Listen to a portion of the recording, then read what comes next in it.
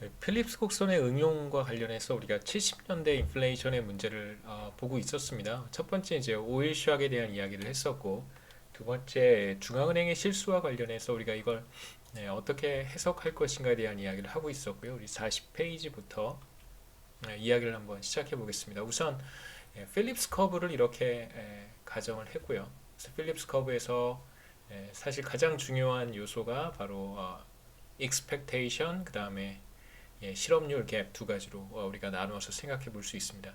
그러니까 만일 실업률 갭이 없는 상태, 제로인 상태에서 기대 인플레이션율이 만약에 5%라고 한다면 그렇다면 당연히 실제로 실현되는 인플레이션율은 정확히 기대 인플레이션 5%와 같아진다고 우리가 이야기할 수 있고요. 그래서 파이는 expectation과 같아진다는 뜻이겠죠. 왜냐하면 실업률 갭은 제로가 될 테니까요.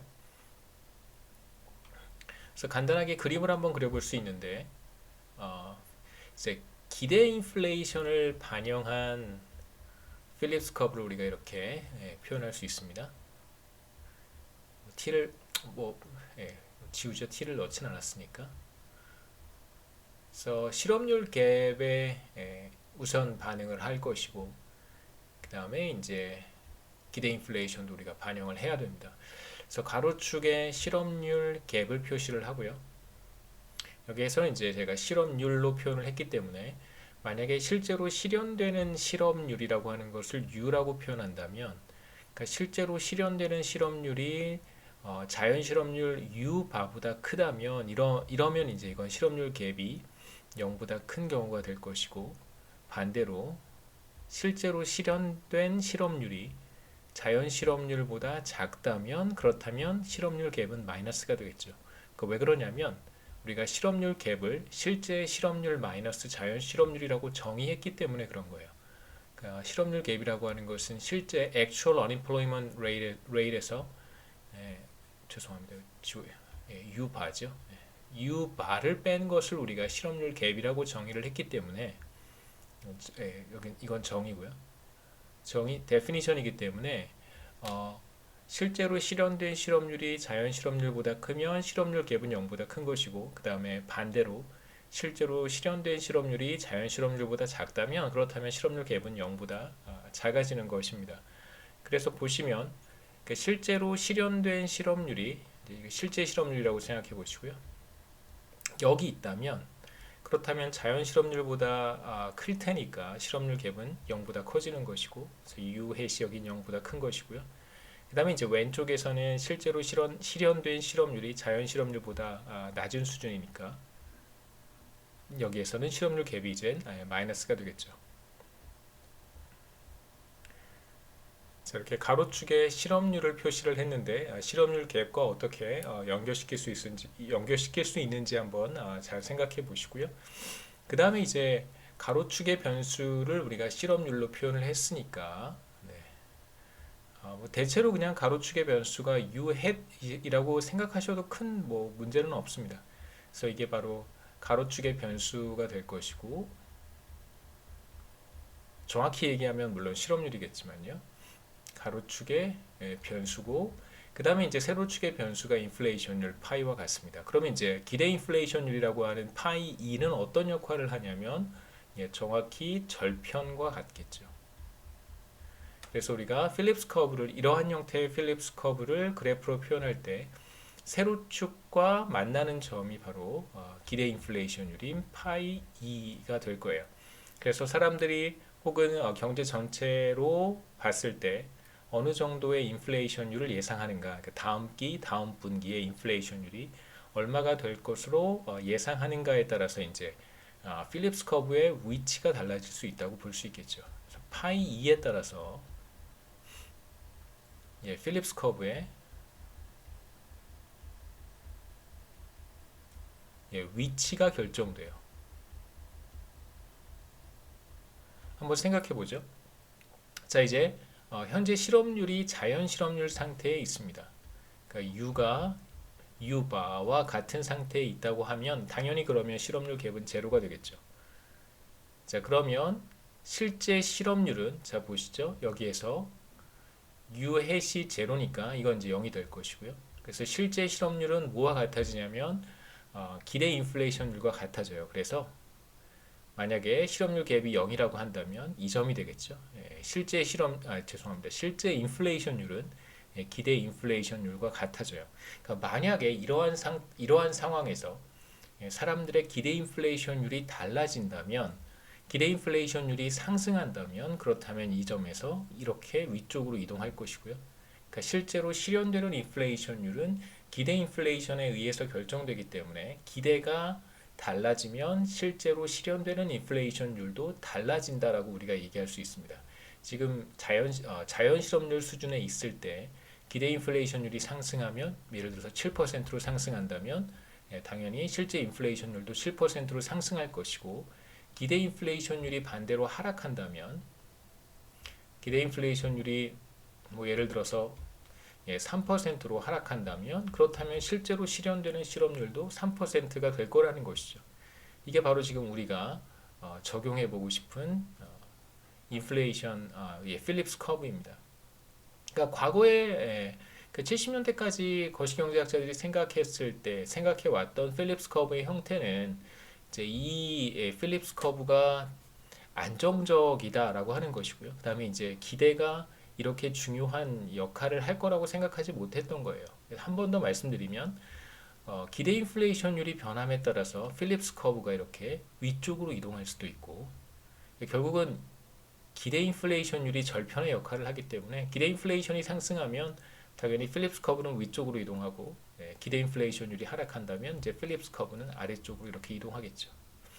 이렇게 이동해 갈 수 있다는 거. 그러니까 기대 형성에 따라서 기대 인플레이션율에 따라서 이렇게 이동해 갈 수 있다는 것을 사실 그 전까지는 잘 몰랐던 것 같아요. 저도 뭐 이 시기에 저 훨씬 이후 세대 거시경제학자이기 때문에 이 시대에 이제 뭐 어떠한 그 논쟁들이 있었고 사람들이 어느 정도의 그 난리지를 가지고 있었는지는 정확히 알지는 못하지만 제가 뭐 지금까지 봐왔던 뭐 이해했던 내용들을 보면 대체로 이 시기에는 그 기대 형성에 대한 어떤 그 중요성이라든가 거시경제 정책에 있어서 기대 형성이 얼마만큼 무시무시한 위력을 발휘할 수 있는가에 대한 이해가 좀 부족했던 것 같고요.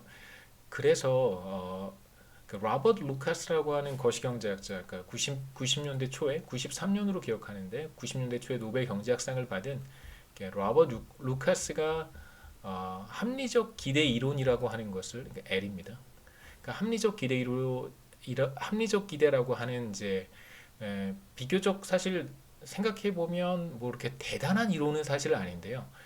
제가 지금 말씀드린 것처럼 그러니까 필립스 커브라든가 여러 가지 다양한 어떤 우리가 뭐 경제 현상을 하나의 이퀘이션으로 표현하기도 하고 뭐 여러 개의 이퀘이션으로 표현하기도 하고 연립방 정식으로 표현하기도 하고 이제 그렇게 하는데, 지금 여러분 보고 계시는 것처럼 필립스 커브도 하나의 이퀘이션으로 표현을 한단 말이에요. 실업률 갭과 인플레이션율 사이에 이제 관계를 보여주는 건데, 여기에 사실 기대 인플레이션이 그렇게 중요한 역할을 한다고 생각하지 않았었는데, 사실상 기대 인플레이션이 중요한 역할을 한다면 정부의 정책이 이제 어떻게 달라지는지를 여러분 제가 다음 슬라이드에서 보여드릴 거고요. 그래서 실제로 기대 인플레이션이 매우 중요한 역할을 한다라고 하는 걸 이제 보인 사람이 대표적으로 로버트 루카스입니다. 그래서 그거에 대한 공로로 그뭐한 10몇 년 뒤에 이제 노벨상을 받은 거고요. 그리고 이걸 사실상 거시경제학에 있어서 레볼루션이라고 표현을 합니다. 그러니까 rational expectation revolution이라고 표현을 하거든요. 그래서 필립스 커브라든가 다른 이제 거시경제 현상에 사람들이 앞으로 일어날 일을 어떻게 예상하는가, 이제 합리적 기대의 형태로 예상을 한다라고 이제 로버트 루카스는 봤고, 그런 것들을 이제 포함시켜서 거시경제 패러다임을 이제 바꾸기 시작했는데, 그러한 전반적인 변화를 이제 rational expectation revolution이라고 부릅니다. 그러니까 합리적 기대의 혁명이라는 표현을 쓰는 것이죠. expectation revolution. 그러니까 예를 들면 이런 거예요. 가장 쉽게 생각해 볼 수 있는 게 최근에 부동산 가격이 굉장히 빠른 속도로 상승했고, 그 상승 기조가 계속해서 상승하는 어떤 그런 그 패턴이 꺾이지 않고 계속해서 가고 있단 말이에요. 그 과연 왜 그럴까?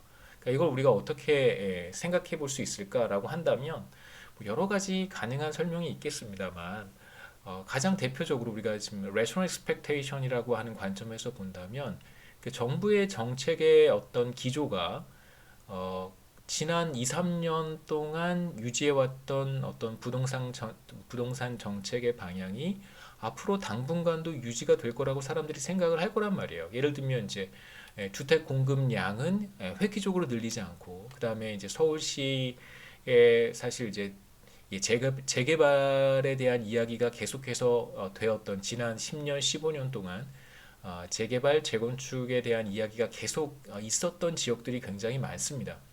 여러분 부모님 통해서 한번 들어보시면 뭐 10년 전, 15년 전부터 계속 재건축을 하겠다, 재개발을 하겠다. 굉장히 그 넓은 지역이죠. 뭐 예를 들면 뭐 한남동 쪽이라든가 혹은 뭐 용산구의 특정 지역이라든가 이런 그 논의가 계속 되어 왔었는데 이제 그런 논의들이 사실상 뭐 계속 진척이 되지 않고 있고 앞으로도 이러한 상태가 유지가 될 거라고 많은 사람들이 생각을 할 거라고요. 정책의 커다란 어떤 전환점도 없을 거라고 생각이 되고 더욱이 이제 이자율은 계속해서 낮은 상태로 유지가 될 가능성이 굉장히 높습니다. 그러니까 뭐 지금 경제 성장률 발표된 거 속보로 발표된 거에 따르면 뭐 이번 분기에는 어느 정도 회복이 된 걸로 나타나지만 지금 뭐 여러분 다 경험하고 계시듯이 이제 팬데믹 상황이 연말 지나고 내년 초에 또 어떻게 달라질지 알 수 없기 때문에 금리가 상승할 것이다라고 예상하는 것은 사실 예, 굉장히 어렵고요. 지금 이 상태로 유지가 되거나 아니면 적어도 한 차례 더 인하가 됐으면 모를까 뭐 다시 금리가 이전 수준으로 돌아갈 거라고 당분간 적어도 2021년 1년 사이에 돌아갈 거라고 예상하기는 어렵습니다. 이제 그렇다면 사람들은 앞으로 어떤 일이 벌어질지를 생각을 하고 의사결정을 하는데 주택가격 같은 것이 바로 지금 우리가 보고 있는 rational expectation에 매우 잘 들어맞는 그런 그 example이라고 생각해 볼 수 있어요. 자, 이제 아까 말씀드렸던 거를 조금만 더 연장해서 생각해 본다면 실업률 갭 이후 해시 여전히 이제 0% 포인트인데 기대 인플레이션율이 상승한다면 바로 파이 2가 상승한다면 우리가 지금 생각하고 있는 필립스 커브는 이런 형태입니다. 실업률 갭이 여전히 0% 포인트고요. 이런 상황에서 기대 인플레이션율이 5%에서 7%로 상승한다면 이게 바로 절편의 역할을 하기 때문에 필립스 커브가 이제 위쪽으로 이동하겠죠. 자, 중앙은행은 기대 인플레이션이 필립스 커브의 위치를 바꿀 정도로 중요한 역할을 하는지는 당시에 미처 알지 못했습니다. 그래서 경제 주체들의 기대가 바뀐다면 필립스 커브의 어떤 위치 자체가 바뀐다는 사실을 인지하지 못했던 것이고요. 그래서 필립스 커브의 어떤 관계가 선형 관계가 비교적 안정적으로 비교적 오랜 기간 안정적으로 유지가 된다고 생각을 했고 중앙은행이나 정책당국은 이 필립스 커브상의 한 점을 선택할 수 있다고 생각을 했었어요. 그래서 기대 인플레이션율이 예를 들어서 5%로 형성이 되어 있는 상황에서 중앙은행은 필립스 커브가 이제 단기에도 나타나는 현상일 뿐만 아니라 비교적 장기에도 10년, 20년 이 정도 기간에도 나타나는 이제 관계라고 생각을 했습니다. 그러니까 비교적 짧은 시간에 이 필립스 커브 관계가 이제 변할 거라고 생각하지 않았던 거예요. 그래서 당시 실업률이 굉장히 높은 상황이었기 때문에 실업률을 낮추고 높은 인플레이션율을 이제 감수하겠다라고 결정을 한 것이죠. 여기에서는 이제 편의상 간단한 숫자의 예를 볼 텐데 중앙은행은 낮은 실업률과 높은 인플레이션율을 선택했다. 7%를 선택했다라고 한번 가정해 보겠습니다. 그런데 이제 문제는 뭐냐면 경제 주체들의 뭐 기업도 마찬가지고 가게도 마찬가지고 전반적으로 국가 경제를 구성하고 있는 이제 경제 구성원들의 어떤 기대가 달라진다면 이제 필립스 커브는 더 이상 그 위치에 있지 않겠죠. 아까 우리가 봤던 것처럼 기대 인플레이션율이 상승하게 되면 그러면 이제 필립스 커브는 그냥 위쪽으로 자연스럽게 이동해 갑니다. 자, 중앙은행이 관찰했던 필립스 커브는 이러한 형태라고 한번 해보죠. 지금 여러분이 보고 있는 바로 이 필립스 커브가 중앙은행이 관찰한 필립스 커브예요. 그래서 중앙은행은 어떻게 생각했냐면 이 필립스 커브 상의 한 점을 선택을 하면 상당히 오랜 시간 동안 거시경제가 그 점에 머물러 있을 거라고 생각을 했던 것입니다. 지금 굉장히 높은 실업률을 감수하고 있는 상황이다. 자연 실업률이 높아졌다라고 생각해도 괜찮습니다. 실제로 실업률은 자연 실업률 주변에서 이렇게 왔다 갔다 하잖아요. 예를 들면 실업률이 이렇게 변할 텐데 예를 들면 이렇게 자연 실업률 주변에서 이렇게 왔다 갔다 할 거예요. 그런데 이제 이 자연 실업률 장기 추세가 상당히 높아졌고 중앙은행은 실업률과 싸우기 위해서 필립스 커브상의 한 점을 선택할 수 있고 그 선택은 비교적 오랜 시간 지속된다고 믿었던 거예요. 그래서 예를 들면 중앙은행이 이 점을 선택했다라고 한번 생각해 보겠습니다. 이 점은 어떤 점이냐면 실업률 갭이 마이너스인 점이에요. 그 다음에 인플레이션은 비교적 높은 점입니다. 그래서 실업률이 자연 실업률 수준이었을 때 물가 상승률은 이제 5% 정도니까요. 만약에 실업률을 더 끌어내려서 비교적 거시경제를 과열시키겠다라고 하는 의도가 사실 있는 것이죠. 그래서 자연 실업률보다 더 낮은 실업률, 그래서 실업률 갭이 마이너스가 되는 점을 선택한다면 그렇다면 중앙은행은 반드시 높은 인플레이션율을 감수를 해야 됩니다.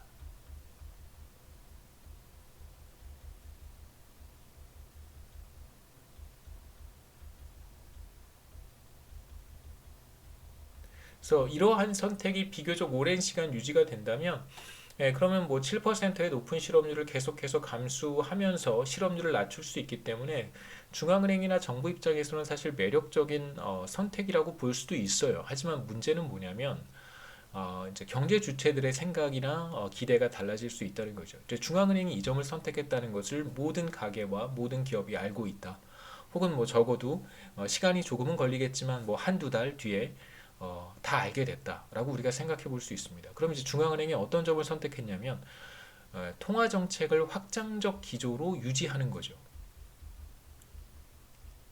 그러니까 경기를 과열시킨다고 하는 것은 중앙은행의 관점에서 경기를 과열시킨다고 하는 것은 통화 정책을 확장적 기조로 유지한 expansionary monetary policy를 쓴다고 우리가 얘기를 하는데 통화 정책이 기본적으로 확장적이고요. 우리가 이제 통화의 개념으로 이야기하면 이제 시중의 유동성을 공급하는 시중에 이제 돈이 많아지는 돈이 풀리는 그러한 형태라고 생각할 수 있고 또는 이제 현대 거시경제에서는 금리를 인하하는 형태로 금리 인하 정책이라고 생각해 볼 수 있습니다. 물론 이제 당시에는 금리 정책을 하진 않았기 때문에 금리 인하, 현재로 말하면 이제 금리 인하와 유사한 정책이고요. 경제를 이제 과열시키려고 하는 의도가 있는 정책입니다. 그럼 이제 당연히 물가 상승률이 높아지고 중앙은행이 비교적 높은 인플레이션율을 감수하면서 실업률을 낮추려고 한다. 확장적 기조의 통화 정책을 채택했다라고 하는 것을 거시경제의 구성원들은 다 알고 있어요. 가계, 기업 모두 다 알고 있습니다. 그래서 인플레이션율이 7%가 된다라고 하는 것도 쉽게 인지할 수 있습니다. 물론 이제 어느 정도 시간이 필요하겠죠. 뭐 한 달, 두 달 정도면 뭐 어느 정도 그 정도의 시간이면 뭐 대다수 다 인지할 수 있습니다. 자, 그렇게 되면 과거에 거시경제가 어떠한 경로를 따라왔는지는 이제 더 이상 중요하지 않고요. 뭐 과거의 물가 상승률이 5%였는지 4%였는지 이제 더 이상 중요하지 않고 사람들은 어떤 예상을 하게 되냐면 앞으로 물가 상승률은 지속적으로 7%가 될 것이다 라고 예상을 하겠죠. 그러니까 모든 거시경제 주체들은 예상을 업데이트합니다. 자신들의 믿음이라든가 기대라든가 예상을 전반적으로 이제 업데이트하는 거죠. 그래서 업데이트하는 현상이 나타나고요. 이제 업데이트를 하게 되면 당연히 기대 인플레이션이 조정이 되겠죠. 그래서 기대 인플레이션이 이전에는 5%였는데 필립스 커브를 한번 여기다 써보겠습니다.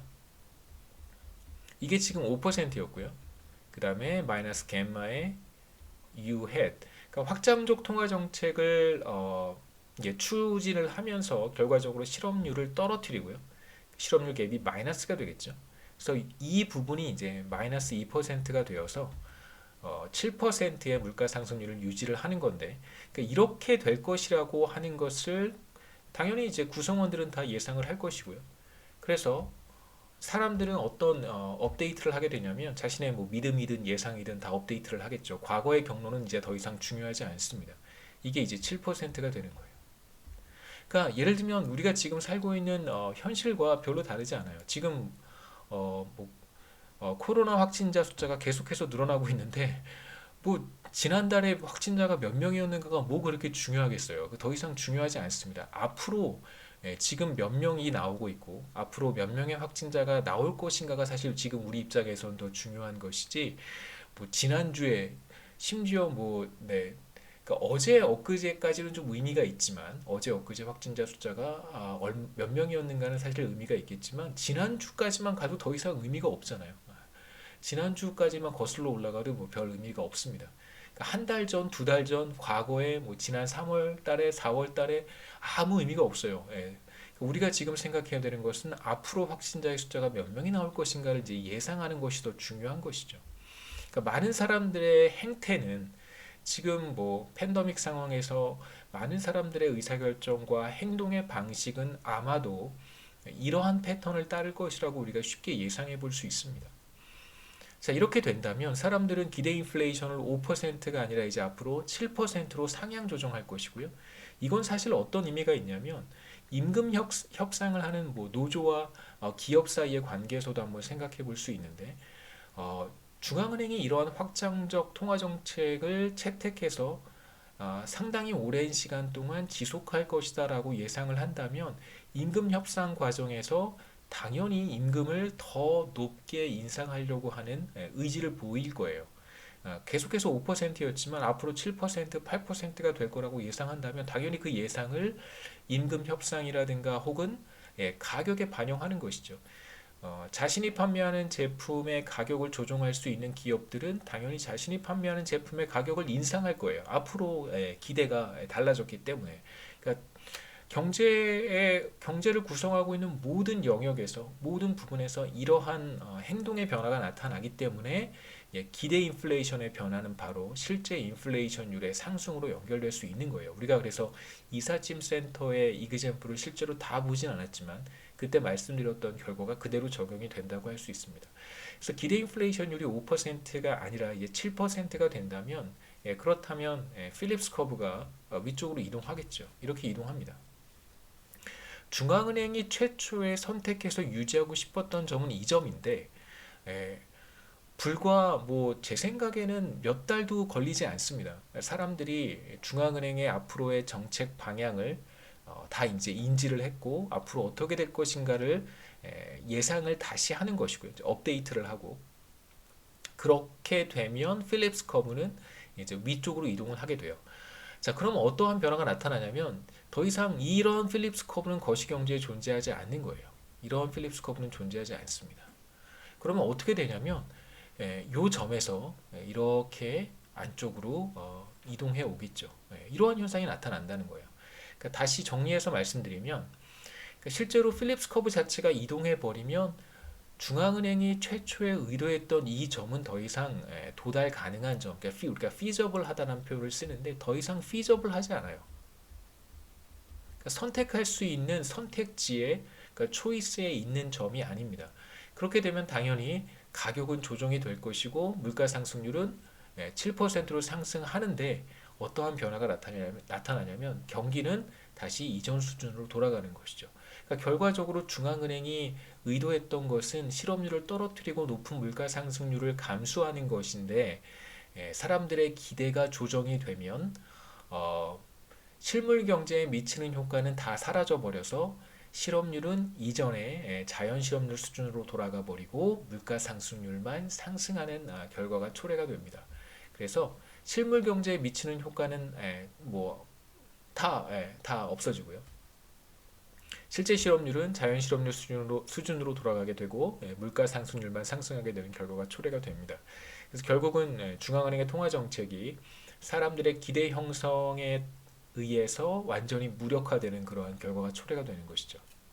그러니까 실제로 필립스 커브가 안정적인 어떤 관계를 유지한다고 과거에 믿었던 이러한 생각이 레셔널 익스펙테이션에 의해서 완전히 이제 무너져 버리고 사람들이 필립스 커브를 이제 완전히 새로운 관점에서 접근하게 되는 일련의 이제 변화였다고 할 수 있습니다.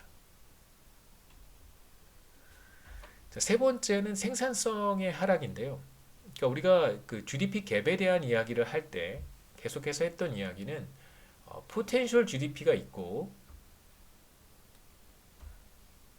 그림을 먼저 보죠. 포텐셜 GDP가 바로 여러분 보고 계시는 이런 직선의 형태, 포텐셜 GDP가 있고, 실제 GDP가 이 포텐셜 GDP를 업앤다운 하는 형태로 우리가 경기 변동을 이야기를 했었어요. 그래서 포텐셜 GDP가 있고, 이렇게 올라가면 경기는 과열되는 것이고, 이렇게 떨어지면 그 리세션으로 들어가는 것이고, 이런 이제 비즈니스 사이클을 우리가 이야기를 하고 있었습니다. 그런데 실제로 어느 한 점에서 트렌드를 따라서 GDP가 쭉 늘어나다가 이렇게 쭉 늘어나다가요, 갑자기 어느 한 점에서 GDP가 이렇게 떨어졌어요. 자, 그렇다고 한다면 추세가 과거의 추세를 따라서 계속 갔었더라면, 자, 제가 그린 그림으로 한번 가보겠습니다. 추세를 따라서 쭉 성장하다가 바로 이 점 A라고 하는 점에서 GDP가 이렇게 추세 밑에 아래쪽으로 이렇게 떨어졌습니다. 그러니까 뭐 추세 밑으로 떨어졌다는 것은 사실상 이제 리세션으로 들어가는 거죠. 자, 그런데 실제 GDP가 트렌드보다 밑으로 떨어졌는데, 이걸 우리가 추세는 변하지 않고 단순히 실제 GDP가 트렌드 밑으로 떨어진 것이라면 이건 리세션이 맞아요. 이건 리세션이 맞습니다. 그런데 어떠한 상황도 가능하냐면 실제로 트렌드가 떨어질 수도 있어요. 이렇게 트렌드가 이렇게 있다가 아래쪽으로 떨어질 수도 있습니다. 그러니까 트렌드가 훅 떨어지면서 장기 추세가 변하는 거죠. 그러니까 장기 추세가 항상 일정하다고 우리가 볼 수는 없습니다. 그러니까 이것도 사실 거시경제학자들 사이에서 철학의 문제에 가깝거든요. 그러니까 장기 추세를 우리가 어떻게 볼 것인가에 대한 문제도 거시경제학자들 사이에 조금 이견이 있어서 반드시 이건 이렇다, 뭐 저건 저렇다라고 이야기하기는 좀 어렵습니다만, 여기서 이제 이야기할 수 있는 것은 포텐셜 GDP라고 하는 것도 장기 추세지만 항상 일정한 추세는 아닌 거예요. 그러니까 한국 경제도 지난 40년부터 60년, 과거 60년까지 거슬러 올라가 보면 굉장히 빠른 속도로 성장하는 그런 시기도 있었고, 그러니까 잠재 GDP가, 포텐셜 GDP가 굉장히 이렇게 가파르게 늘어나던 시기도 있었고, 이게 점차적으로 지금 이게 꺾이고 있는 거잖아요. 이렇게 이런 시기들을 이렇게 구분해서 우리가 살펴볼 수 있는 것처럼, 당연히 미국 경제에도 어떤 이러한 트렌드의 변화가 관찰이 돼요. 그런데 문제는 뭐냐면 이 트렌드가 꺾이는 이 시점에서 우리가 물론 시간이 다 지나서 여기에 도착해서는 과거에 어떠한 변화가 있었는지를 다 되돌아보면서 데이터를 분석해 보면서 이 점에서 트렌드가 꺾였구나라고 이야기할 수 있지만, 막상 트렌드가 꺾이는 이 시점에서는 실제로 이게 트렌드가 꺾이는 것인지 아니면 트렌드는 일정한데 실제 GDP가 트렌드 밑으로 떨어지는 것인지를 구분하는 것은 사실상 쉽지 않습니다. 그 굉장히 어려운 일이에요. 그러니까 불가능하다고 보시면 돼요. 그걸 구분하는 것은 그 시점에서. 자, 가능한 경우가 바로 이런 경우인데, 이 그림에서는요, 바로 실제로 이 지점에서 실제 GDP가 우리가 생각해왔던 트렌드 밑으로 떨어졌어요. 그런데 문제는 이게 트렌드는 일정한데 실제 GDP가 트렌드 밑으로 떨어진 것이 아니라 실제로 포텐셜 GDP가 떨어진 거예요. 이렇게 제가 붉은색으로 표시해 보겠습니다. 트렌드 GDP가 이렇게 여기에서 이렇게 훅 떨어진 거예요. 그런데 이제 다행히 실제 GDP는 그 트렌드랑 같이 움직이지 않고 조금 시차를 두고 이제 트렌드 쪽으로 가까이 가고 있는 상황이었던 거죠. 근데 이 상황을 사람들은 그러면 사실상 트렌드보다, 그러니까 실제로는 트렌드보다 위에 있는 거기 때문에 과열 상태라고 우리가 얘기할 수 있는데, 이 시점에서는 트렌드가 꺾이는 시점에서는 이걸 이제 경기가 리세션으로 들어간다라고 인지할 수도 있는 겁니다. 그러니까 한국 경제도 매우 비슷한 매우 비슷한 현상을 상당히 오랫동안 겪어왔는데요. 저도 꽤 오랫동안 경제학을 해왔음에도 불구하고 대학 시절부터 한 번도 한국 경제가 좋았다고 이야기했던 적이 없어요. 그게 왜 그러냐면 여러 가지 이유가 있겠습니다만, 물론 이제 실제로 한국 경제가 좋지 않았을 수도 있고, 뭐 여러 가지 뭐, 뭐 여러 가지 또 문제점들을 우리가 안고 지금까지 왔기 때문에 실제로 뭐 문제가 있을 수도 있는데요. 그러니까 거시경제 측면에서 보면 한국 경제의 포텐셜 GDP가 계속해서 조금씩 조금씩 떨어지고 있는데, 이제 이거를 사람들이 계속해서 리세션 상태에 들어가고 있는 것이다라고 인지했었을 가능성도 이제 배제할 수는 없는 거죠. 돌아가 보겠습니다. 실제 GDP가 포텐셜 GDP를 하회해서 밑으로 떨어져서 GDP 갭은 마이너스가 되었다라고 우리가 이야기를 할 때는 사실상 암묵적으로 잠재 GDP가 떨어지지 않았다는 걸 전제로 해야 되는 거예요. 그런데 만일 포텐셜 GDP가 떨어져서 실제 GDP가 떨어질 수도 있는 거잖아요. 그래서 만일 잠재 GDP가 하락해서 실제 GDP가 하락한 것이라면, 뭐 똑같은 크기만큼 하락한 것이라면 GDP 갭은 당연히 0이 될 거고요. 이런 상황에서는 사실 리세션이 나타난 것이 아니기 때문에, 뭐 경기 부양책이라든가 확장적 통화 정책, 확장적 재정 정책 이런 거 사용하지 않아도 괜찮습니다만, 실제로 그 시점에서는 그게 포텐셜 GDP가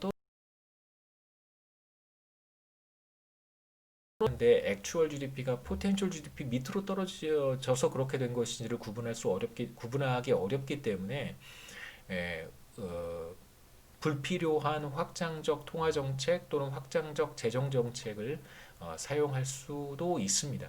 그래서 70년대에 나타난 이제 높은 물가 상승률의 원인 세 번째로 바로 이 생산성 하락으로 인해서 포텐셜 GDP가 떨어진 것을 액추얼 GDP가 떨어져서 경기가 침체가 된 것이라고 이제 해석을 했다는 것이죠. 이렇게 우리가 그림으로 이해해 볼 수 있습니다. 물론 이제 간단하게 정리하고 그림을 보죠. 그러니까 포텐셜 GDP의 추세가 하락해서 실제 GDP가 잠재 GDP를 상회하고 있었음에도 불구하고 실제 GDP가 지난 과거로부터 계속해서 유지될 거라고 생각했던 추세보다는 떨어졌으니까 GDP 갭이 마이너스가 된 것이다라고 판단할 수도 있다는 거죠. 그래서 그러니까 포텐셜 GDP의 추세 하락을 잘못 해석하게 된다면, 그 추세가 하락했음에도 불구하고 그걸 하락했다고 인지하지 못한다면, 그러면 이제 총수요에 부정적인 충격이 발생했다고 해석하게 되는 거고요. 그렇게 되면 이제 중앙은행이 확장적 통화 정책을 사용하는 근거가 될 수도 있습니다. 그래서 이제 우리가 앞서 봤던 IS 커브를 이용해 보면 그 IS 커브가 이제 안쪽으로 이동한 것이다라고 중앙은행이 판단을 하는 것이죠. 실제로 그런 게 아닌데요. 경기 부양을 위해 이제 금리를 인하할 경우 어떻게 되는지 한번 보시죠. 첫 번째 IS 커브는 최초에 이제 여기 있었고요. 파란색으로 해보겠습니다. 자, 이게 최초 IS 커브인데 포텐셜 GDP가 떨어지고 그거에 따라서 실제 GDP가 떨어졌다면 그러면 이제 GDP 갭은 여전히 제로니까 IS 커브는 사실상 변한 게 아니에요. 그러니까 지금 앞에 그림하고 조금 다르게 생각하시면 좋겠습니다. 그러니까 지금 어떤 상황이냐면 여러분들은 이런 상황이라고 생각하시면 돼요. 지금 이 그림과 같은 상황은 아니고 조금 헷갈릴 수 있으니까요. 어떤 상황이라고 생각하시면 되냐면, 자, 붉은색으로 한번 표시해 보겠습니다. 지금 상황은 이런 상황이라고 생각하시면 돼요. 자, 이렇게 가고 있는 상황입니다. 붉은 선을 따라서. 그래서 지금 이 점에서 보면 사실상 포텐셜 GDP와 실제 GDP가 같기 때문에 GDP 갭은 계속해서 0인 상황이에요. 자, 그런데 지금 이걸 어떻게 해석한 거냐면, 트렌드는 떨어지지 않았다라고 생각해 버리면 그러면 이제 실제 GDP는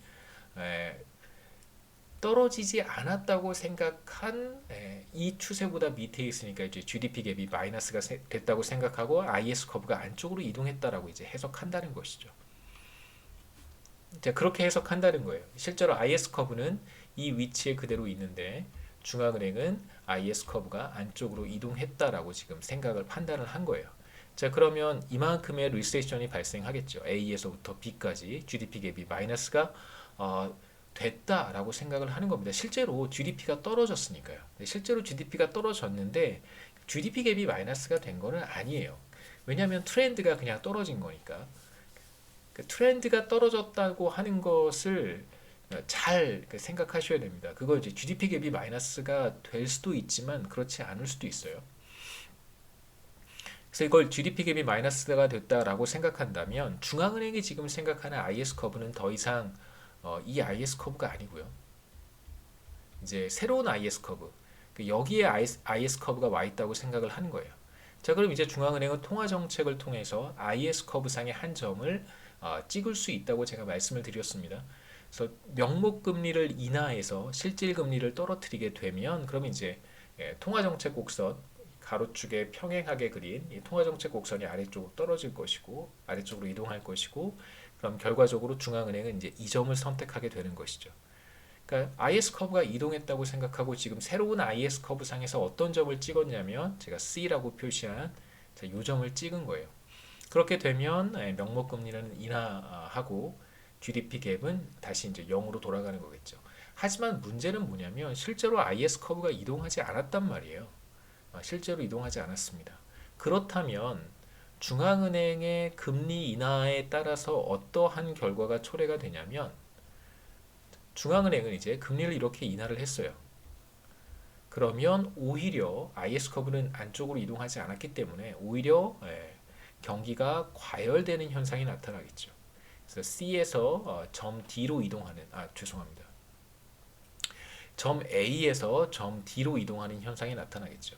그러니까 중앙은행은 점 A에서 B에서 C로 이동했다고 생각하지만 정책 당국의 착각은 뭐냐면 A에서 B로 가고 다시 B에서 금리 인하를 통해서 C로 갔다고 생각하지만 그러니까 실제 결과는 경기 과열 결과는 어떠냐면 A에서 그냥 D로 간 거예요. IS 커브 자체가 변하지 않았기 때문에. 그래서 결국은 경기는 과열되고 GDP 갭은 0보다 커지겠죠. GDP 갭이 0보다 커진다고 하는 것은 이제 물가 상승률에 어떠한 영향을 미치는지 보도록 하겠습니다.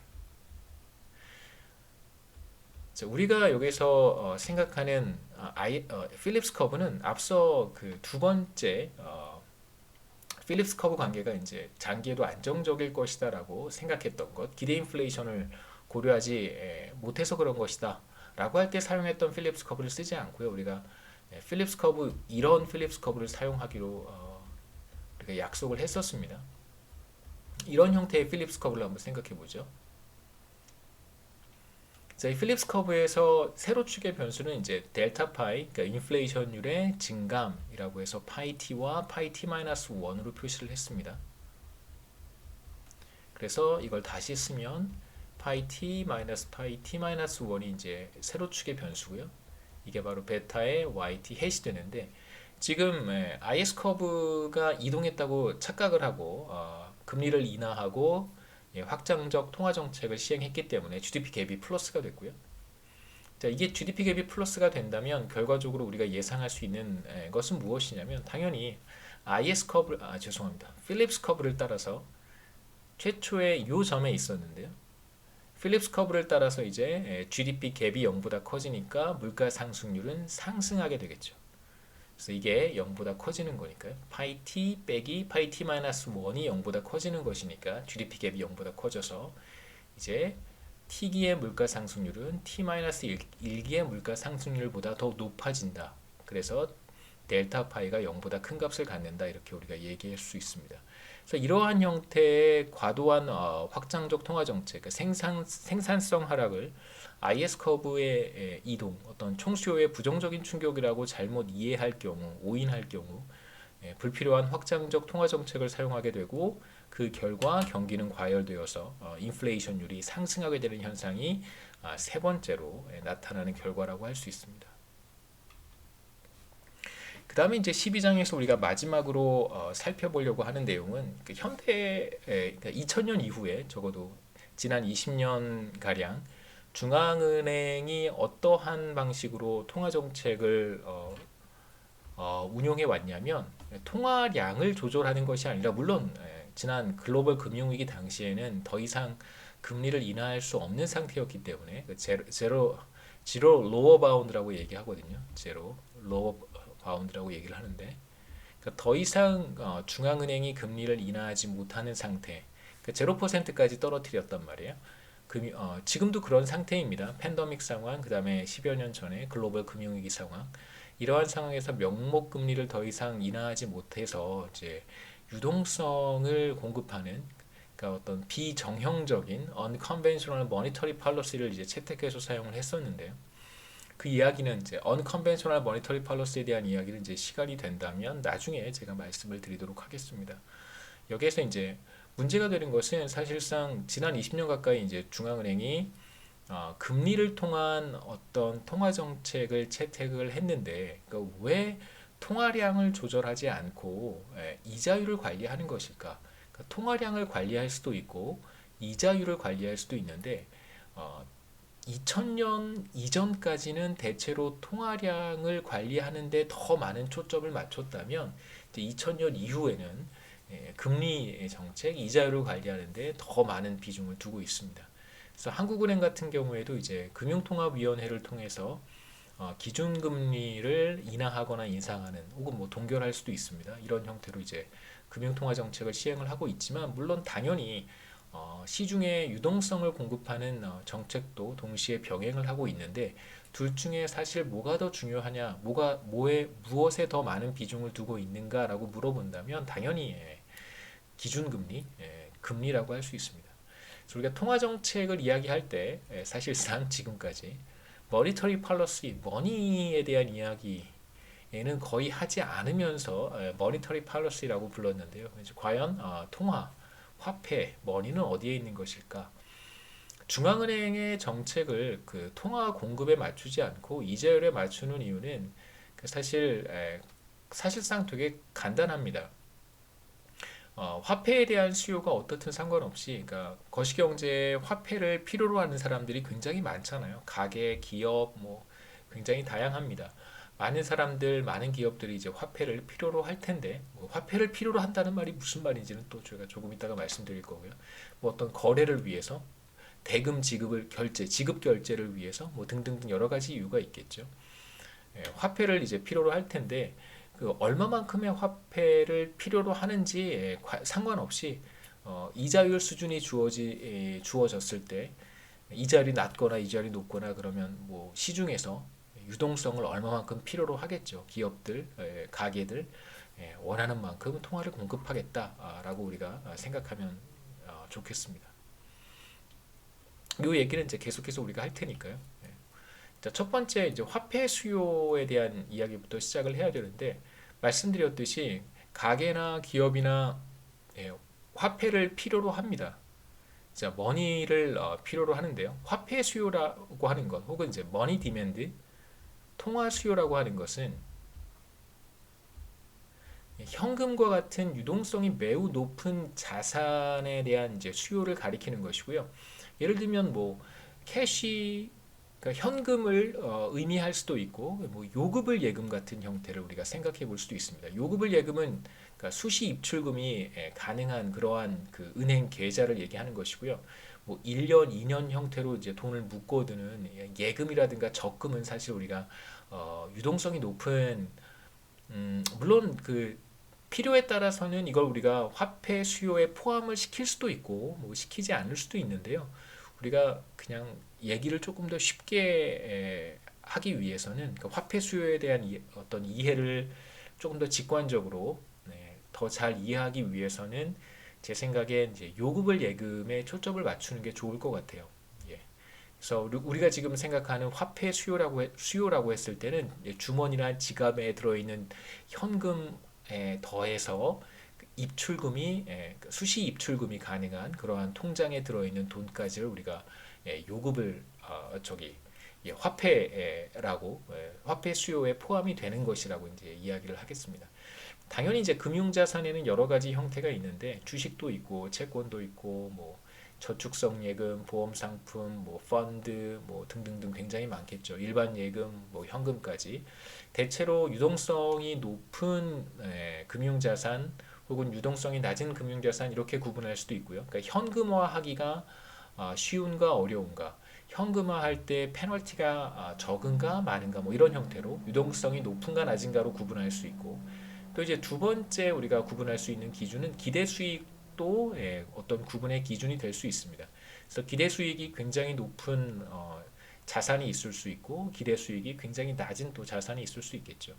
그러니까 위험도 우리가 또 고려해 볼 수 있는 요소라고 할 수 있는데 지금 제가 말씀드린 기대 수익이라든가 위험이라든가 유동성 같은 것들은 사실 어, 다양한 금융자산들 중에서 현금 자산을 얼마나 많이 보유할 것인가라고 하는 상대적인 비율을 결정할 때 영향을 미치는 요인들이지 절대적으로 현금 자산을 얼마나 가질 것인가에 영향을 미치는 요소라고 보기는 어렵습니다. 우선 뭐 정리하고 다음 슬라이드로 넘어갈 텐데요.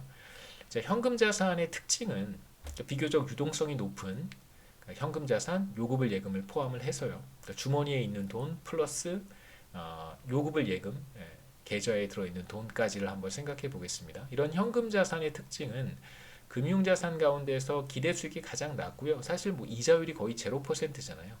요금을 예금, 수시 입출금 계좌에 넣어둔 현금은 거의 이자가 붙지 않습니다. 거의 0%니까 기대 수익이 가장 낮다고 볼 수 있고, 그 다음에 이제 하이퍼 인플레이션 같이 인플레이션율이 뭐 어마어마하게 높지 않다면, 그렇다면 뭐 혹은 어마어마하게 뭐 조금 뭐 과도하게 높지만 않다면 뭐 현금 자산은 사실 뭐 위험도 거의 없는 거죠.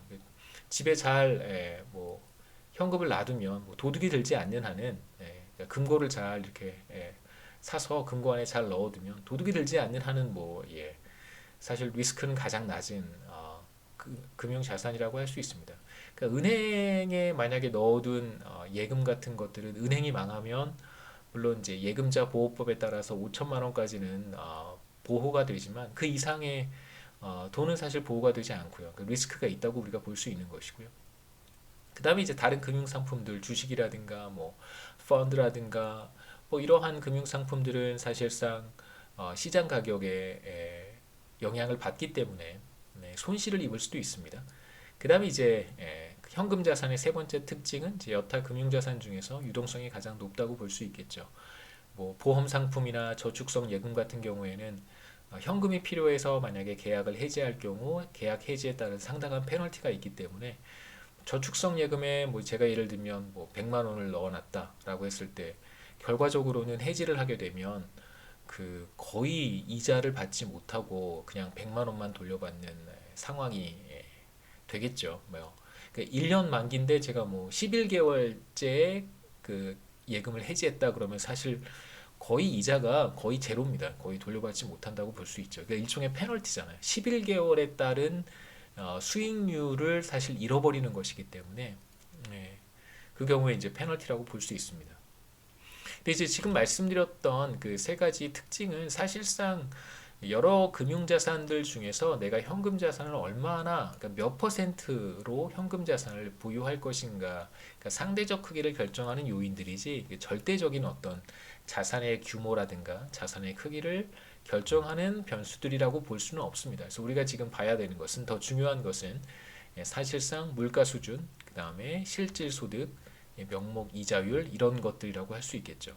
그러니까 물가 수준과 실질 소득, 명목 이자율 중에서 그러니까 사람마다 소득 수준의 차이는 있을 수 있어요. 하지만 사람마다 물가 수준이 다르게 적용될 수는 없습니다. 물론 이제 자신이 자주 구입하는, 자주 소비하는 제품의 그런 바스켓의, 그러니까 그러한 제품들이 다른 제품과 비교해서 물가 상승률이 더 뭐 높을 수는 있겠죠. 하지만 그렇다고 해서 뭐 물가 상승률이 A라고 하는 사람에게는 3%고 B라고 하는 사람에게는 1%고 이렇지는 않다는 뜻입니다. 명목 이자율도 마찬가지겠죠. 물론 사람에 따라서 뭐 금리 우대 같은 거, 뭐 환율 우대, 금리 우대 이런 거 뭐 받을 수는 있을 텐데 그렇다고 하더라도 명목 이자율은 대체로 사람마다 뭐 조금 다를 수는 있겠지만 그렇게 다르다라고 볼 수는 없고요. 다만 이제 우리가 좀 차이를 두어야 되는 것은 소득은 사람마다 다를 수 있습니다. 하지만 그렇다고 해도 소득이 얼마만큼의 현금을 그러니까 소득 때문에 소득이 높은 사람들과 소득이 낮은 사람들이 얼마만큼의 현금 자산을 가질 것인가를 생각해 보면 그러니까 소득 수준의 차이가 있다고 하더라도 제가 지금 하고 싶은 말은 뭐냐면요. 이 얘기부터 먼저 한번 해보겠습니다. 대체로 어떤 사람이 더 많은 현금을 보유하고 있을까라고 한다면 소득이 상대적으로 높은 사람이 더 많은 현금을 가지고 있을 거예요. 여러 가지 이유가 있겠습니다만 소득이 높은 사람들이 뭐 비교적 더 많은 그 경제 거래를 할 가능성이 높고요. 그러니까 트랜잭션을 더 많이 할 가능성이 높겠죠. 그러니까 뭐 예를 들면 소득의 절반을 다 소비한다라고 한다면 그러니까 대충 이제 소비하는 비율은 크게 다르지 않으니까 소득의 절반 정도를 소비한다고 했을 때 소득이 높은 사람이 더 많이 소비를 할 것이고 그렇게 되면 더 많은 트랜잭션을 해야 되기 때문에 더 많은 현금을 보유하고 있을 거예요. 반대로 소득이 낮은 사람은 상대적으로 더 적은 현금 자산을 가지고 있으려고 하겠죠. 근데 중요한 것은 뭐냐면 소득이 높은 사람이든 소득이 낮은 사람이든 상관없이 소득이 늘어날 때 더 많은 현금을 보유하려고 할 것이다라고 우리가 얘기할 수 있다는 것입니다. 그러니까 고소득층과 저소득층이 당연히 현금 자산을 다르게 가지고 있겠지만 우리가 공통적으로 적용할 수 있는 사실은 소득이 늘어날 때 트랜잭션이 늘어나기 때문에 더 많은 현금을 가지고 있으려고 한다는 것이죠. 그래서 실질 소득이 늘어날 때 대체로 현금 자산의 절대적 크기가 늘어난다라고 얘기할 수 있고요. 그래서 우리가 실질 소득을 뭐 사람마다 소득 수준이 다르겠지만 경제 전체로 확대해 본다면 그렇다면 우리가 이걸 GDP라고 읽을 수 있고 GDP가 늘어날 때, 경제가 성장할 때, 혹은 경제가 과열될 때 이러한 상황에서 사람들이 더 많은 현금 자산을 보유하려고 할 것이다. 왜냐하면 여러 가지 이유가 있겠습니다만 대체로 소비 수준이 늘어날 것이고 그렇게 되면 더 많은 트랜잭션이 필요하기 때문에 더 많은 현금 자산을 보유하려고 할 것이다라고 우리가 얘기해 볼 수 있겠죠. 그러니까 그런 질문을 할 수 있습니다. 요즘 다 신용카드 쓰는데 누가 현금 쓰나요? 이런 질문을 할 수 있는데요. 그래서 제가 현금 자산이라고 할 때는 지갑이나 주머니에 돈 넣고 다니는 사람 요즘 없죠. 지갑에 있는 돈이나 저는 주머니에 넣고 다니긴 하는데 주머니나 지갑에 있는 돈 플러스 제가 요금을 예금이라고 말씀드렸던 게 신용카드 쓰고 나면 이제 결제일이 돌아왔을 때 은행 보통 계좌에서 이렇게 돈이 빠져나가잖아요. 근데 이제 그 빠져나가는 계좌는 예, 거의 10중 8구 다 요금을 예금 계좌에서 빠져나가게 되어 있어요. 그러니까 신용카드 결제일이 도래하기 직전에 많은 사람들이 이제 자신의 요금을 예금 계좌에 신용카드 결제 대금을 다 이렇게 이체를 해놓습니다. 예, 그 얘기는 무슨 얘기냐면 그만큼 현금 자산이 필요하다는 뜻이에요. 그래서 신용카드를 많이 써서 트랜잭션을 많이 하게 되면 결과적으로 결제 시점에 갔을 때 현금 자산을 더 많이 보유해야 되는 거잖아요. 요금을 예금에 더 많은 돈을 이체해야 되기 때문에 그렇습니다. 그래서 우리가 소득에 대한 이야기는 했고요. 두 번째는 했고 첫 번째 이제 물가에 대한 이야기인데 당연히 물가 수준이 높아지면 똑같은 거래를 할 때 더 많은 화폐가 필요해요. 당연합니다. 더 비싸졌으니까요. 전반적으로 제품의 가격이 다 비싸지면 뭐 우리가 마트에 가거나 장을 보러 갔을 때 뭐 사는 물품의 개수랑 양은 똑같아요. 그런데 만약에 물가 상승률이 높아서 가격이 더 비싸졌다면 우리가 더 많은 결제를 해야 되기 때문에 더 많은 화폐가 필요합니다. 그래서 물가 수준이 높다면 여기서 이제 물가 상승률이라고 얘기하지 않고요. 물가 수준이 더 높다면 그렇다면 당연히 더 많은 화폐를 보유하려고 할 것이고요. 그렇기 때문에 머니 디맨드는 늘어날 거예요. 그 다음에 두 번째는 우리가 소득에 대한 이야기 했습니다. 소득이 높을수록 혹은 GDP가 늘어날수록 더 많은 트랜잭션을 해야 되기 때문에 혹은 더 빈번하게 트랜잭션을 해야 되기 때문에 더 많은 화폐를 보유하려고 할 거예요. 당연히 머니 디맨드가 늘어납니다. 세 번째는 명목이자율인데 이건 우리가 조금 다르게 접근할 필요가 있어요. 명목이자율이 높다는 것은 실질이자율에 우리가 초점을 맞추지 않고 여기서 명목이자율에 초점을 맞출 텐데요. 왜냐하면 이제 현금이니까 현금 뭐 부동산이면은 사실 실질이자율에 우리가 초점을 맞출 필요가 있고요. 우리 현금 자산이니까 명목이자율에 초점을 맞추는 게 좋겠습니다. 그래서 명목이자율이 높다면 당연히 현금을 요금을 예금에 넣어 놓거나 아니면 지갑에 많이 가지고 물론 이제 그런 사람들도 많이 있습니다만 뭐이 명목 이자율과 상관없이 그 돈을 뭐 이렇게 많이 가지고 있는 사람들도 있는 것 같은데요. 대체적으로 명목 이자율이 높아지면 사람들은 요금을 예금이라든가 혹은 뭐 주머니나 금고에 넣어놨던 돈을 이제 그 저축 예금이라든가 비교적 그 기간이 긴 1년 혹은 2년 뭐 이런 형태로 혹은 뭐 채권이라든가 주식이라든가 명목이자율이 높을 때는 뭐 다른 금융상품의 수익률도 대체로 높을 테니까 다른 형태로 현금 자산을 보유하려고 하는 인센티브가 강해지겠죠. 왜냐하면 명목이자율이 높을 때 캐시를 가지고 있으면 그만큼 기회비용이 높아지는 것이기 때문에 당연히 명목이자율이 높을 때는 뭐 저축 예금으로 전환하려고 하는 이제 요인이 강해진다라고 우리가 얘기할 수 있습니다. 그래서 이자율이 높을 때는 대체로 더 상대적으로 적은 화폐를 보유하려고 하겠죠. 그래서 우리가 화폐 수요 함수를 그냥 간단하게 이렇게 한번 표현을 했습니다. MD는 이제 머니 디맨드, 머니의 M이고요. 이제 수요 측면의 이야기를 우리가 지금까지 했으니까 머니 디맨드, 화폐 수요량이라고 혹은 통화 수요량이라고 생각하시면 되고요. 통화 수요량은 뭐에 영향을 받냐면 전반적인 물가 수준, P가 전반적인 물가 수준이고요. 그 다음에 이제 여기에서 L은 유동성 함수라고 보통 우리가 부르는데 유동성 함수는 사람들이 현금 자산을 얼마만큼 선호하는가 이걸 보여주는 하나의 이제 함수 형태인데 그렇게 뭐 중요하진 않습니다. 그러니까 방향만 잘 생각해 보시면 좋겠어요. 그래서 Y가 실질 소득인데 Y가 늘어나면 당연히 더 많은 화폐를 보유하려고 할 테니까 이게 플러스 방향일 것이고요. 당연히 이제 P가 늘어날 때 이제 M이 늘어나도록 지금 함수가 그렇게 만들어져 있으니까 크게 문제가 되지는 않을 것이고 유동성 함수라고 하는 함수 안에 이제 Y와 I가 들어 있어요. 그래서 I도 마찬가지로 늘어날 때 상승할 때 통화 수요량은 줄어들 테니까 이제 I는 마이너스 방향으로 움직일 것이다라고 우리가 얘기할 수 있습니다. 그다음에 이제 통화 수요 함수의 어떤 충격을 통화 수요 충격 혹은 뭐 선호 충격이라고 부르는데 사람들이 얼마만큼 화폐를 보유하려고 하는가 다른 요소들도 있을 수 있잖아요. 외부적인 다른 요인들. 그래서 이런 충격들도 우리가 한번 생각해 볼 수 있습니다. 그래서 이걸 그림으로 화폐 수요 함수를 그림으로 우리가 표현해 보면 세로축에 명목이자율을 I를 썼고요. 그 다음에 이제 가로축에 M을 표시를 했는데 화폐 수요 함수 이제 MD를 가리키는 것이고 다시 한번 써보면 MD는 물가 수준 곱하기 어떤 유동성 함수 뭐 그렇게 중요하지 않습니다. 이 함수가 어떻게 생겼는가 중요한 게 아니고요.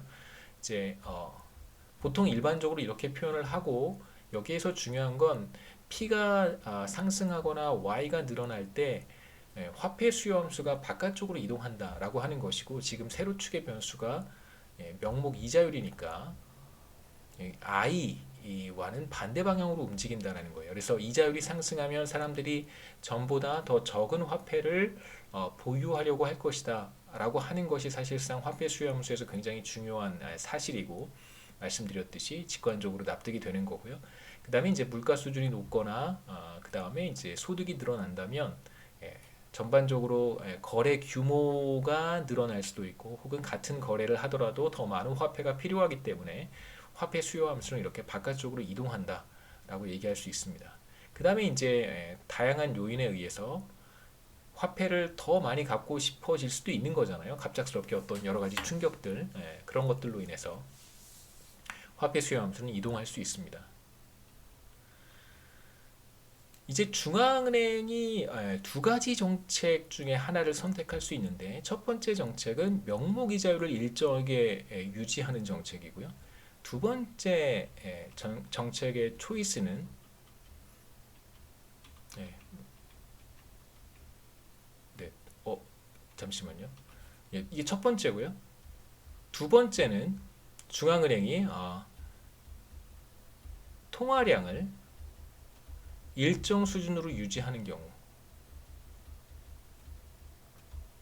이 두 가지로 나누어서 우리가 생각해 볼 수 있습니다. 잠시만요. 이거 제목이 여기 있습니다. 예, 중앙은행이 통화량을 공급하는 거. 두 번째요. 통화량을 일정하게 유지하는 경우. 첫 번째는 이제 명목 이자율을 일정 수준으로 유지한다라고 하는 것은 이제 어떤 의미가 있는지, 중앙은행이 명목 이자율 I를 I 스타로 유지한다라고 한번 해보죠. 그러니까 중앙은행이 명목 이자율을 이렇게 딱 선택을 했습니다. 예를 들면 이제 기준금리를 선택하듯이 기준금리를 설정을 하게 되면 이제 다양한 명목 이자율들이 그것에 따라서 예, 반응해서 움직일 테니까 결과적으로 뭐 다양한 시장에 다양한 명목 이자율이 존재하지만 우리가 명목 금리를 기준금리 혹은 중앙은행의 정책금리와 이제 동일시하겠다고 말씀을 드렸었습니다. 그래서 앞에 그림으로 한번 돌아가 보면 실제로 중앙은행이 명목 이자율을 일정 수준으로 유지했다라고 하는 것은 이렇게 아이스타로 유지했다는 거고요. 그러니까 기준금리 0.5%인데 지금 이렇게 0.5%를 유지하고 있는 거예요. 자, 그러면 다양한 요인에 의해서 물가 수준이라든가 소득이라든가 혹은 뭐 여러 가지 선호 충격, 화폐 선호 충격으로 인해서 화폐 수요 함수가 이동할 수 있단 말이에요. 그러면 중앙은행이 명목 이자율을 이렇게 일정 수준으로 유지하고 있는 상황에서 화폐 수요 함수가 이동하게 되면 이렇게 바깥쪽으로 이동하기 전에는 예를 들면 M1만큼 경제 주체들이 화폐를 수요하려고 할 텐데 여러 가지 충격으로 인해서 M2만큼 전보다 더 많은 화폐를 보유하려고 할 수 있단 말이에요. 그러면 중앙은행이 명목 이자율을 I스타로 일정하게 유지한다는 것은 경제 내 다양한 경제 주체들이 보유하려고 하는 통화량을 M1이든 M2든 그것에 맞춰서 공급하겠다는 뜻입니다. 그게 바로 명목 이자율을 일정하게 유지한다는 것의 정책의 의미예요. 그래서 이 경우 경제 전체의 화폐 수요는 이제 MD의 I스타가 되겠죠. 여기서 뭐 P나 Y나 이런 것들은 이제 주어져 있고요.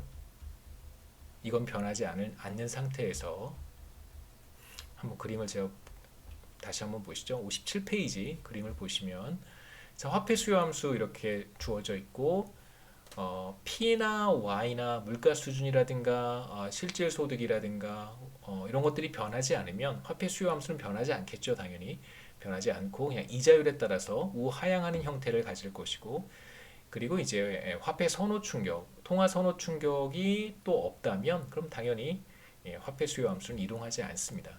자, 이러한 상태에서 중앙은행이 명목 이자율을 I스타로 일정하게 유지한다면 화폐 수요 함수에 따라서 거시경제 내에서 사람들이 보유하려고 하는 통화량은 통화 보유량 혹은 통화 수요량이겠죠. 통화 수요라고 하면 이제 통화 수요 함수를 의미하는 것이고 이제 MD의 I스타 바로 요 값은 통화 수요량이라고 우리가 부르면 되겠죠. 그러니까 이자율이 I스타 수준일 때 가계나 기업들이 보유하려고 하는 화폐의 총량이 바로 MD의 I스타라고 할 수 있습니다. 그래서 이자율이 I스타 수준에서 기업과 가계가 보유하고자 하는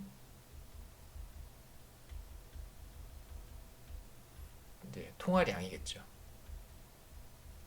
자, 이걸 의미하는 것이고 이 수준의 통화량을 다 공급하겠다. 필요로 하는 통화량을 모조리 공급하겠다라고 하는 걸 보여주는 것입니다. 그래서 중앙은행은 경제 주체들이 필요로 하는 통화량 MD의 I스타를 시장에 공급하겠다라고 하는 것이 바로 첫 번째 중앙은행이 명목 이자율을 일정한 수준으로 유지하는 경우라고 할 수 있어요. 그 다음에 두 번째로 사실 이전까지 2000년 이전까지는 대체로 통화량 공급을 통해서 중앙은행이 통화 정책을 시행을 했는데 그럼 이제 통화량을 공급하는 건 어떤 의미가 있는지 비교해서 보도록 하겠습니다.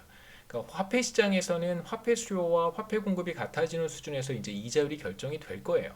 중앙은행이 이제 금리를 조절하지 않고 그 금리라고 하는 것이 이제 시장에서 결정이 되도록 한다면 그러니까 대체로 지금 한국 같은 상황에서는 콜 시장이라고 하는 것이 존재하고요.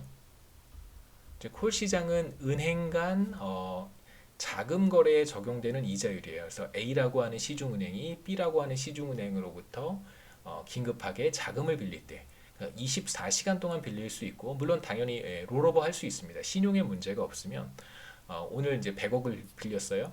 근데 이제 바로 상환하지 않고 그 다음 날이 되면 다시 그 100억을 계속해서 또 빌리고 또 빌리고 하는 것이죠. 또 24시간 빌리고 또 24시간 빌리고 이렇게 해서 연장해서 계약을 계속해서 이제 뭐 늘려갈 수 있습니다. 롤오버 한다고 표현을 하죠. 그 은행 신용에 문제가 없으면 계속해서 이제 롤오버 할 수 있고, 이때 이제 적용되는 금리가 바로 콜 금리예요. 그래서 머니마켓 콜 금리. 그래서 우리가 화폐 시장이라고 하는 것을 뭐 여러 가지 뭐 시장을 생각해 볼 수 있겠지만, 여러분들은 이제 조금 이제 스코업을 좁혀서 콜 시장 정도로 생각하시면 좋겠고요. 화폐 수요와 화폐 공급이 같아지는 수준에서 이제 명목이자율이 결정이 될 거예요. 자, 이렇게 화폐 수요 함수는 MD로 주어져 있을 것이고, 그렇다면 이제 문제는 화폐 공급을 우리가 어떻게 표현할 것인가. 화폐 공급은 사실 중앙은행의 역할이기 때문에 중앙은행이 선택하는 것이다라고 생각하면 좋겠습니다.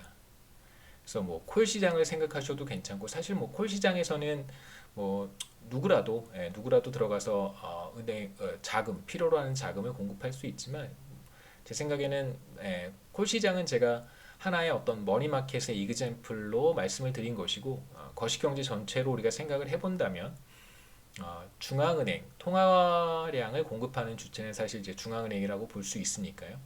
그래서 통화시장을 우리가 조금 확장해서 생각해 본다면, 통화 공급의 주체는 중앙은행이고, 중앙은행은 통화 공급량을 이제 선택할 수 있습니다. 그러니까 얼마만큼의 통화량을 공급할 것인가 중앙은행이 선택하는 것이고요. 그렇기 때문에 화폐 공급 곡선은 수직선으로 표현할 수 있겠죠. 그러니까 우리가 화폐 공급 곡선을 우상향하게 그리지 않는 이유는 뭐냐면, 이렇게 그릴 때는 사실상 통화량을 공급할 수 있는 다양한 경제 주체가 있어서 금리가 상승할 때 더 많은 통화량을 공급하려고 한다라고 하는 의미를 갖는 거잖아요. 그런데 실제로 그렇지 않기 때문에 통화량을 공급할 수 있는 주체는 사실상 중앙은행밖에 없으니까요. 중앙은행의 고유한 업무기 때문에 금리가 높다 그래서 중앙은행이 통화량을 늘리는 것도 아닙니다. 중앙은행이 정책에 의해서 통화량을 늘리는 것이지, 시장의 법칙에 따라서 금리가 상승하면 통화 공급량을 늘리는 것은 아니니까요. 자, 이렇게 중앙은행의 통화 공급 곡선을 수직선으로 표현할 수 있습니다. 그러면 머니마켓에서 화폐 시장에서 균형 수준을 우리가 찾을 수 있고, 그때의 균형 이자율을 이제 I스타라고 표현을 한번 해보죠. 그러면 중앙은행은 머니마켓에서 결정이 되는 이자율을 떨어뜨리고 싶다면, 이 이자율을 떨어뜨리고 싶다면 통화 공급량을 늘릴 것이고요. 그러면 이자율은 떨어질 거예요. 반대로 중앙은행이 통화 공급량을 줄인다면, 그러면 이제 시중의 금리는, 머니마켓의 금리는 상승하겠죠. 그렇다면 중앙은행은 화폐 공급을 어떻게 늘리고 줄이는가? 이건 뭐 사실 조금 더 많은 얘기여서 시간이 좀 필요하기는 하겠습니다만, 대표적인 정책이 바로 오픈마켓 어퍼레이션이죠. 공개시장 조작 정책이라고 부르는 오픈마켓 어퍼레이션을 통해서 통화 공급량을 늘리거나 줄일 수 있습니다. 그러니까 오픈마켓 오퍼레이션은 기본적으로 뭐냐면요, 중앙은행이 이제 채권이나 뭐 국채죠. 기본적으로 국채나 채권을 이제 금융기관들과 거래를 하는 거예요. 그 채권을 이렇게 사기도 하고 채권을 팔기도 하고, 이런 형태로 그 채권이 나가면, 중앙은행에서 채권이 나가면 채권 거래가 이루어지는 것이죠. 국채가 나가면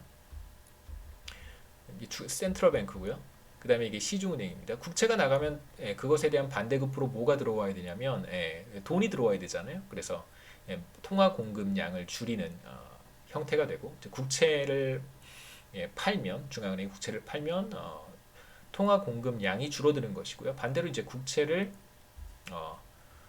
이제 사들이면, 반대로 국채가 이제 이렇게 들어오면 당연히 반대급부로 나가는 것이 머니가 될 테니까 통화 공급량은 늘어난다고 볼 수 있습니다. 그래서 중앙은행의 오픈마켓 오퍼레이션을 통해서 통화 공급량을 조절하는 것이고, 통화 공급 곡선에 따라서 화폐 수요 함수가 일정할 때요, 이렇게 화폐 수요 함수, 화폐 수요 곡선이 일정할 때 중앙은행의 이제 화폐 공급량에 따라서 머니마켓에서의 이제 이자율이 상승하거나 하락할 수 있습니다.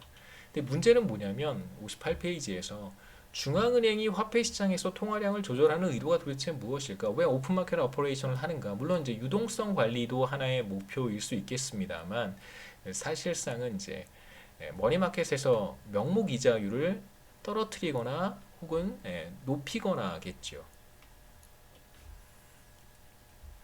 그래서 결과적으로 중앙은행이 의도하는 것은 뭐냐면 통화량 조절을 통해서 금리를 인상하거나 인하하는 것입니다.